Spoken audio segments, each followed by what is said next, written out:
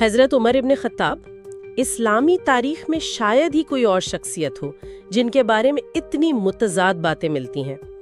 ایک طرف وہ خلیفہ ہیں جو انصاف اور سادگی کی مثال ہے، اور دوسری طرف ایک ایسے حکمران جن کے فیصلوں پر آج تک بحث ہوتی ہے۔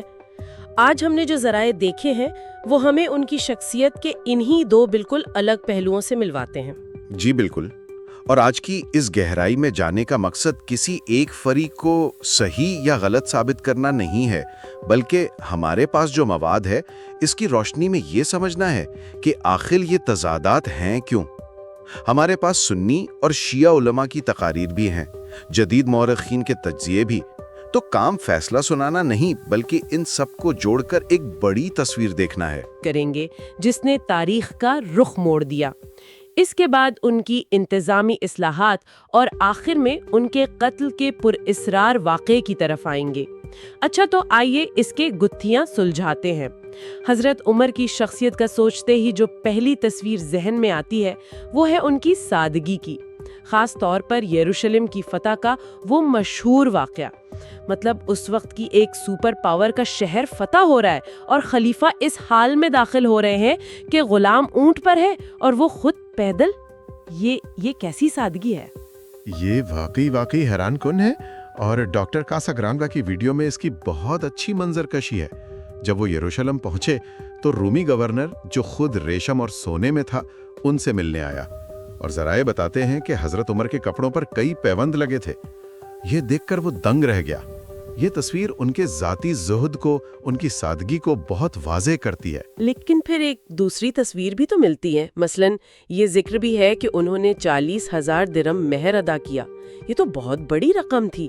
تو یہ تضاد سمجھ نہیں آتا، ذاتی زندگی میں اتنی سادگی اور پھر اتنی بڑی رقم، یہ دونوں چیزیں ایک ساتھ کیسے؟ اور یہی سوال ان کی شخصیت کو اتنا پیچیدہ بنا دیتا ہے۔ دیکھیں، اس پر کئی نظریات ہیں۔ ایک تو یہ کہ ان کی ذاتی زندگی واقعی سادہ تھی، لیکن خلیفہ کے طور پر وہ ریاست کے وسائل کو ضرورت کے مطابق استعمال کرتے تھے۔ دوسری رائے یہ بھی ہے کہ شاید یہ قصے بعد میں شامل کیے گئے ہوں، ان کی اس زہد والی تصویر کو چیلنج کرنے کے لیے۔ اور اسی طرح ان کی سختی کا معاملہ ہے۔ کہا جاتا ہے کہ انصاف سب کے لیے برابر تھا، لیکن کچھ واقعات میں ان کی سختی بہت شدید لگتی ہے۔ جیسے خالد بن ولید کی وفات پر جب خواتین ماتم کر رہی تھیں تو ذرائع کے مطابق انہوں نے انہیں کوڑے مارے۔ آج کے دور سے دیکھیں تو یہ ناقابل تصور ہے۔ بالکل، اور اس ایک واقعے پر دونوں مکاتب فکر کا نقطہ نظر زمین آسمان کا ہے۔ شیعہ نقطہ نظر کے مطابق، جیسا کہ حسن اللہ یاری کے ویڈیو میں ہے، یہ ایک غیر ضروری اور ظالمانہ فعل تھا، خاص طور پر جب پیغمبر نے خود شہدائے احد پر رونے کی اجازت دی تھی۔ ان کے نزدیک یہ حضرت عمر کی ذاتی سخت مزاجی تھی۔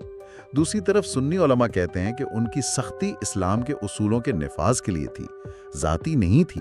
وہ زمانہ جاہلیت کی ماتم کی ان رسومات کو ختم کرنا چاہتے تھے جن میں اسلام نے منع کیا تھا۔ یعنی ایک مکتب فکر اسے ذاتی غصہ کہتا ہے اور دوسرا اسے شرعی اصولوں کا نفاذ۔ لیکن اسی سختی کے ساتھ ایک اور واقعہ بھی ہے جو بالکل الٹ لگتا ہے، وہ قحط کے سال کا فیصلہ جسے عام الرمادہ کہتے ہیں۔ اس سال انہوں نے چوری کی سزا معطل کر دی۔ یہ فیصلہ تو ان کی سخت گیر تصویر سے بالکل میل نہیں کھاتا، ہے نا؟ جی، اور یہی واقعہ ان کے طرز حکمرانی کو سمجھنے کی کلید ہے۔ یہ اسلامی قانون کے گہرے حصول کی مثال ہے جسے مقاصد الشریعہ کہتے ہیں، یعنی شریعت کا مقصد۔ اس کا مطلب ہے کہ قانون کا اصل مقصد سزا دینا نہیں بلکہ انصاف اور فلاح ہے۔ حضرت عمر نے یہ سمجھا کہ جب لوگ بھوک سے مر رہے ہوں تو چوری کی وجہ مجبوری ہے، جرم نہیں۔ لہٰذا انہوں نے سزا کی روح کو سمجھتے ہوئے اس کے ظاہری نفاذ کو روک دیا۔ اس سے پتہ چلتا ہے کہ ان کی سختی اصولوں پر مبنی تھی، اندھی نہیں۔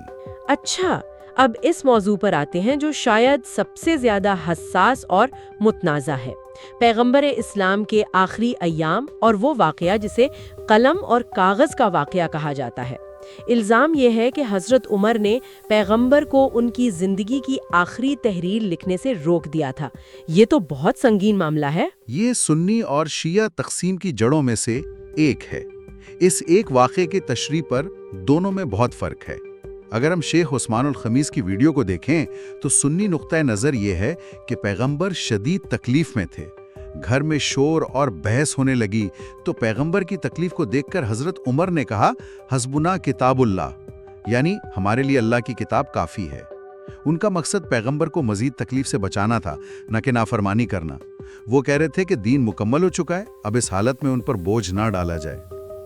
یعنی یہ پیغمبر کی تکلیف کا خیال تھا، حکم عدولی نہیں؟ جی، سنی نقطہ نظر یہی ہے۔ وہ یہ بھی کہتے ہیں کہ عربی لفظ یحجر کا مطلب یہ نہیں کہ وہ بہکی باتیں کر رہے ہیں، بلکہ یہ کہ ان پر درد کا غلبہ ہے۔ اس کے بالکل برعکس شیعہ نقطہ نظر یہ ہے کہ یہ ایک دانستہ کوشش تھی تاکہ پیغمبر حضرت علی کو اپنا جانشین نامزد نہ کر سکیں۔ وہ اس واقعے کو جمرات کی مصیبت کہتے ہیں۔ ان کے نزدیک یہ خلافت کو اس کے اصل راستے سے ہٹانے کی پہلی کوشش تھی۔ اور اسی واقعے کی کڑی سیدھا حضرت فاطمہ کے گھر والے مبینہ واقعے سے ملتی ہے، جب بیعت لینے کا مرحلہ آیا۔ اس کے بارے میں تاریخی روایات کیا کہتی ہیں؟ یہ تو اور بھی زیادہ سنگین الزامات ہیں۔ یہ سنی شیعہ تقسیم کا جذباتی مرکز ہے۔ اس پر بات کرتے ہوئے بہت احتیاط کی ضرورت ہے۔ سنی ذرائع یہ مانتے ہیں کہ حضرت علی اور ان کے ساتھیوں نے فوری بیعت نہیں کی تھی اور انہیں بلانے ایک وفد گیا تھا جس میں حضرت عمر بھی تھے۔ وہ مانتے ہیں کہ وہاں ایک کشیدہ صورتحال پیدا ہوئی، سخت الفاظ کا تبادلہ بھی ہوا، لیکن وہ کسی بھی قسم کے حملے یا دروازہ جلانے کی دھمکی کی سختی سے تردید کرتے ہیں۔ تو سنی ذرائع میں حملے کا کوئی ذکر نہیں؟ واضح طور پر نہیں۔ وہ اسے ایک سیاسی اختلاف کی کشیدگی تو مانتے ہیں، تشدد کا واقعہ نہیں۔ دوسری طرف شیعہ ذرائع اس کی بہت تفصیلی اور الماناک تصویر پیش کرتے ہیں۔ ان کے مطابق گھر پر حملہ ہوا، دروازے کو آگ لگانے کی دھمکی دی گئی، اور جب حضرت فاطمہ نے روکنے کی کوشش کی تو دروازہ ان پر گرا دیا گیا، جس سے وہ شدید زخمی ہوئیں، ان کا حمل ضائع ہوا اور یہی زخم بعد میں ان کی وفات کا سبب بنے۔ یہ تو دو بالکل ہی مختلف کہانیاں ہیں، ایک میں صرف سخت کلامی ہوئی اور دوسرے میں جان لیوا حملہ۔ تاریخی طور پر اسے کیسے دیکھا جاتا ہے؟ تاریخی تجزیہ یہ بتاتا ہے کہ ابتدائی اسلامی ذرائع میں اس واقعے کا ذکر بہت مختصر ہے، لیکن جیسے جیسے صدیاں گزریں اور سنی شیعہ تقسیم گہری ہوتی گئی، دونوں طرف کی روایات میں تفصیلات کا اضافہ ہوتا گیا۔ اس سے پتہ چلتا ہے کہ یہ واقعہ صرف ایک تاریخی یادداشت نہیں، بلکہ دونوں فرقوں کی مذہبی شناخت کا ایک ستون بن گیا ہے۔ اچھا، اس سیاسی بحران سے ہٹ کر اگر ان کی حکومت پر نظر ڈالیں تو وہ ایک زبردست منتظم نظر آتے ہیں۔ اسلامی کیلنڈر کا آغاز، نئے شہر بسانا، فوج اور مالیات کا نظام بنانا، اور اسی سلسلے میں انہوں نے تراویح کی باجماعت نماز کو منظم کیا۔ لیکن دلچسپ بات یہ ہے کہ انہوں نے خود اسے نعمت البدع، یعنی یہ اچھی بدعت ہے کہا۔ یہ اچھی بدعت کا کیا مطلب ہے؟ دین میں تو کوئی نئی چیز شامل نہیں کی جا سکتی، صحیح؟ جی، یہ ایک بہت اہم نقطہ ہے اور اس پر بھی شدید اختلاف ہے۔ سنی علماء کے مطابق حضرت عمر نے کوئی نئی عبادت ایجاد نہیں کی تھی۔ پیغمبر نے خود چند راتیں تراویح جماعت سے پڑھائی تھی، لیکن پھر اس ڈر سے چھوڑ دی کہ کہیں یہ امت پر فرض نہ ہو جائے۔ لوگ الگ الگ پڑھتے تھے۔ حضرت عمر نے صرف اس بکھرے ہوئے عمل کو ایک امام کے پیچھے منظم کر دیا۔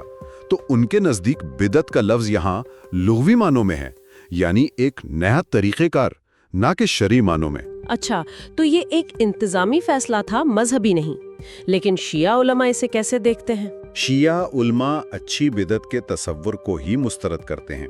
ان کا موقف ہے کہ پیغمبر نے جس عمل کو جس حالت میں چھوڑا، اسے اسی حالت میں رہنا چاہیے۔ ان کے نزدیک دین میں کسی بھی قسم کی تبدیلی، چاہے نیت کتنی ہی اچھی کیوں نہ ہو، گمراہی ہے۔ اب ان کی پالیسیوں کا ایک اور اہم پہلو دیکھتے ہیں۔ ان کی سلطنت میں لاکھوں غیر مسلم بھی تھے۔ ان کے ساتھ ان کا سلوک کیسا تھا؟ خاص طور پر اس مشہور دستاویز کی روشنی میں جسے میثاق عمر کہا جاتا ہے۔ کیا یہ مذہبی رواداری تھی یا ادارہ جاتی امتیاز؟ میثاق عمر بھی ایک پیچیدہ معاملہ ہے۔ اس کی شرائط میں غیر مسلموں کو جزیہ، یعنی ایک ٹیکس کے بدلے جان، مال اور عبادت گاہوں کا تحفظ دیا گیا تھا، لیکن ساتھ ہی ان پر کچھ پابندیاں بھی تھیں، جیسے وہ نئے گرجا گھر تعمیر نہیں کر سکتے تھے یا انہیں ایک مخصوص لباس پہننا ہوتا تھا۔ لیکن کیا یہ تحفظ ایک قیمت پر نہیں آتا تھا؟ یعنی انہیں دوسرے درجے کا شہری مان لیا جائے؟ یہ آج کے انسانی حقوق کے معیار سے تو بالکل مطابقت نہیں رکھتا۔ بالکل، اور یہی اس پر تنقید کی بنیاد ہے۔ دیکھیں، اگر ہم اسے اس دور کے تناظر میں دیکھیں تو دوسری سلطنتیں مفتوحہ قوموں کو زبردستی اپنا مذہب قبول کرواتی تھیں۔ اس کے مقابلے میں یہ میثاق غیر مسلموں کو اپنے مذہب پر قائم رہتے ہوئے ریاست کا تحفظ دیتا تھا، جو اس وقت کے لحاظ سے ایک ترقی پسند قدم تھا۔ لیکن اگر ہم اسے آج کے اصولوں پر پرکھیں تو یہ واضح طور پر ایک امتیازی نظام تھا، اور کچھ مورخین یہ بھی کہتے ہیں کہ یہ میثاق شاید بعد میں لکھا گیا اور اسے زیادہ وزن دینے کے لیے حضرت عمر سے منسوب کر دیا گیا۔ اور اب ہم اپنے آخری موضوع پر آتے ہیں، ان کا قتل۔ اتنی بڑی سلطنت کا خلیفہ اور اسے فجر کی نماز میں مسجد کے اندر خنجر مار کر قتل کر دیا گیا، یہ کیسے ممکن ہوا؟ یہ واقعہ بھی کئی سوالات اٹھاتا ہے۔ قاتل کا نام ابو لؤلؤ فیروز تھا، ایک فارسی غلام۔ اس کے قتل کی وجہ کیا تھی، اس پر بھی مختلف کہانیاں ہیں۔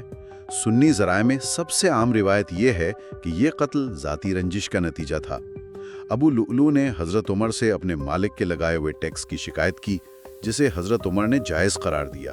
اس پر وہ غصے میں آ گیا اور انتقاماً انہیں قتل کر دیا۔ ایک منٹ، تو سب سے مشہور کہانی یہ ہے کہ یہ صرف ایک غلام کا اپنے مالک سے ٹیکس کا جھگڑا تھا۔ مجھے ہمیشہ لگتا تھا کہ یہ کسی گہری سازش کا نتیجہ ہوگا۔ اور یہی دوسرا نقطہ نظر ہے جس کی طرف انجینئر محمد علی مرزا کی ویڈیو میں بھی اشارہ ہے۔ وہ کہتے ہیں کہ یہ صرف ایک ذاتی جھگڑا نہیں لگتا۔ اس دور میں آج کی طرح کی سیکیورٹی تو تھی نہیں، لیکن قاتل کا مقصد شاید زیادہ گہرا تھا۔ وہ فارس کی عظیم سلطنت کے خاتمے کا قومی انتقام لینا چاہتا تھا۔ حضرت عمر وہ خلیفہ تھے جن کے دور میں فارسی سلطنت کا خاتمہ ہوا تھا، تو شاید اس کے دل میں قومی شکست کا غصہ تھا۔ کیا اس بات کا کوئی ثبوت ہے؟ ایک روایت کا حوالہ دیا جاتا ہے جس میں قتل سے پہلے ابو لؤلؤ نے حضرت عمر سے کہا تھا، میں تمہارے لیے ایسی چکی بناؤں گا جس کی آواز دنیا بھر میں سنی جائے گی۔ یہ الفاظ کسی ذاتی جھگڑے سے زیادہ ایک بڑی تاریخی انتقامی کارروائی کا اعلان لگتے ہیں۔ تو ایک طرف ذاتی انتقام کی کہانی ہے اور دوسری طرف ایک مفتوحہ قوم کا سیاسی بدلہ۔ تو ان سب باتوں کا مطلب کیا نکلتا ہے؟ ہم نے ان کی سادگی اور سختی، جانشینی کا بحران، ان کی اصلاحات اور آخر میں ان کے قتل کو دیکھا۔ اگر ہم تمام ذرائع کو سامنے رکھیں تو یہ واضح ہے کہ حضرت عمر اسلامی تاریخ کے وہ مرکزی کردار ہیں جن کے بغیر نہ سنی اسلام کی تاریخ مکمل ہوتی ہے اور نہ ہی شیعہ اسلام کی۔ وہ ایک ذہین منتظم اور ایک سخت گیر حاکم تھے، لیکن ان کے اقدام کی قانونی حیثیت آج بھی دونوں مکاتب فکر کے درمیان گہرے اختلاف کی بنیاد ہے۔ بالکل، اور یہ بحثیں صرف 1400 سال پرانی تاریخ کے بارے میں نہیں ہے، یہ آج بھی زندہ ہیں۔ یہ مذہبی اختیار کی نوعیت، ریاست کی طاقت اور فرد کے ایمان کے درمیان تعلق جیسے بنیادی سوالات کو جنم دیتی ہیں۔ حضرت عمر کے فیصلوں نے اسلامی ریاست کی جو بنیاد رکھی، اس کے اثرات آج بھی مسلم دنیا میں نظر آتے ہیں، اور یہی وجہ ہے کہ ان کا ورثہ اتنا طاقتور اور اتنا متنازع ہے۔ اور آخر میں سننے والوں کے لیے ایک بہت ہی دلچسپ نقطہ جو ان ذرائع سے نکلتا ہے۔ ذرائع بتاتے ہیں کہ حضرت عمر نے حدیث لکھنے پر سختی سے پابندی لگائی تھی تاکہ مسلمانوں کی پوری توجہ صرف قرآن پر رہے۔ لیکن ستم ظریفی دیکھیں، ان کے اپنے فیصلے، ان کے خطبات اور ان کے اجتہادات آج خود سنی فقہ اور قانون کا ایک بنیادی ماخذ ہیں۔ یعنی مذہبی اختیار کو سادہ رکھنے کی کوشش نے خود اس میں ایک اور پیچیدہ تہ کا اضافہ کر دیا۔